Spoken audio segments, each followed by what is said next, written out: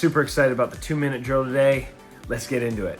All right, a story about Jesus walking on the water. It's incredible, but not a lot of people talk about Peter, one of us, just a normal guy. He's not God, he's not Jesus. He's just one of us. He walked on the water. Incredible story. So what the story is the disciples, Jesus' followers, they got into the boat and Jesus said, I'm gonna meet you on the other side. So Jesus gets on the land and starts walking and he's doing his own thing.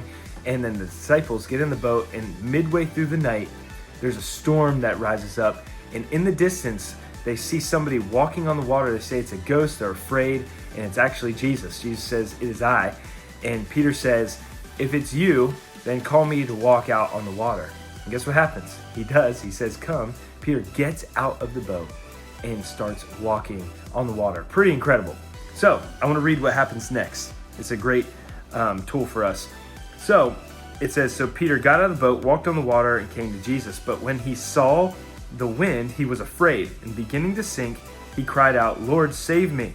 Jesus immediately reached out his hand, took hold of him, saying to him, oh, you of little faith, why did you doubt? Okay, for us, this is a great principle for us, is that the moment that Peter took his eyes off of Jesus and looked at the storms of this life, he started sinking. We don't want to live by sight. We want to live by faith.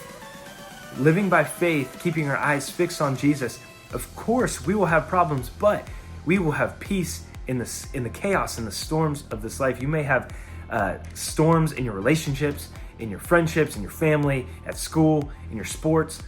But I promise you, if you keep your eyes fixed on Jesus, the author and perfecter of your faith, and don't look at the things, you can walk on the water too and see Jesus' hand in your life. Love you guys. God bless.